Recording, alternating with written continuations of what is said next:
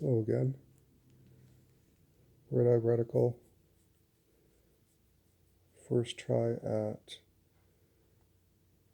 a short story as opposed to the first attempts at lyric. This one's called Thoughts as I Float Downstream. If you see me silent, if my face obscure, I may be lost and lonely. I may be less than pure. Muffled semblance of water splashing over my ears brings home memories of childhood baths in the safety of our family tub. Splintered visions of my decaying mind, playing in looped reels, the forgotten happiness of innocence. Never to know that peace again, the waves teasing out mere snippets of old movies I have been. The sun, high above me, is mocking, stalking me through the trees as I float directionless. The random weeds and branches hidden just below the water surface play pachinko with me in this dance downstream to my destination, wherever that becomes. This journey is calm solitude. I am at peace finally. I have traveled lonely these many years for this fitting epitaph, which may be the true story of my life. Downstream, past the houses and the homes, the faces of detached society pay no attention to me as I carry on. They carry on oblivious and content. We are passers-by. Ships in the night, in the day nondescript. The birds flying high above me share my story, gently nudged by the wind, but unchanged in our final resting place. They may visit me. That too is a passive encounter I may share. And with that, I look forward to the companion, even if they only visit to prey upon my soul. If the ending comes unchallenged, my face forced to make a stand, I just may beg for forgiveness. I hold a cross in shaking hand. It's been years since I started this journey. Years ago when my life had the days written in them. Back when I was heard. Back in time when I participated.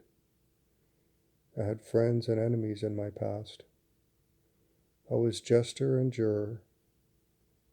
My pack was tight, and within the games we played we inspired to make our own rules. I was a hunter, and I was hunted. I was no saint. There were no lone wolves on the street.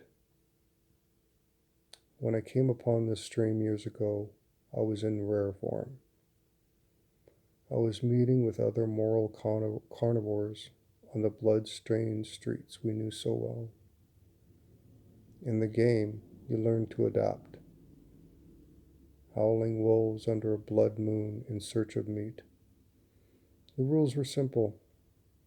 Make your case, stand your ground, make a deal with the devil and walk away.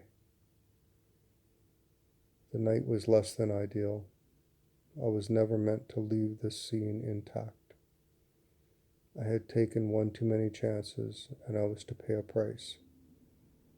When the shots were fired, the body count was engraved on dirty streets. I was wounded but alive when the dust cleared. I felt no fear, just anger and injustice. Standing on a bridge under a careless light, I could see my pack lay in waste. The deal had gone bad and I was left for dead, but I was targeted. Loose lips, no witness, they cried out in the night.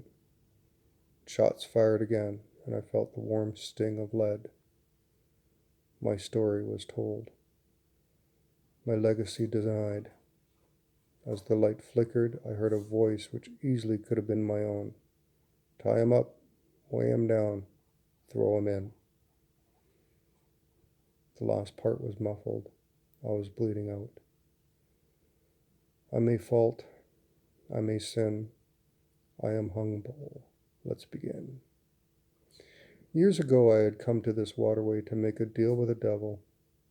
I was no saint. Now I am here drifting through time, and this story must find a close. The voices in the distance have gone clearer, even as I no longer have ears to hear. But it was a child's scream which put the final nail in my coffin. I could sense the horror, but could not see, as my eyes had been taken some time ago by stray fish.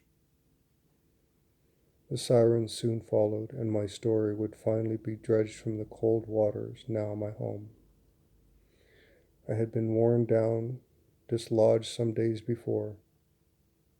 I had been floating downstream in search of the final chapter to a story of pointless abandon. Somewhere, a part of me is still chained to a boulder upstream. Somewhere, a part of me still lives in the faint hope for something more, lost in the ignorance and false pride of my youth. Thank you.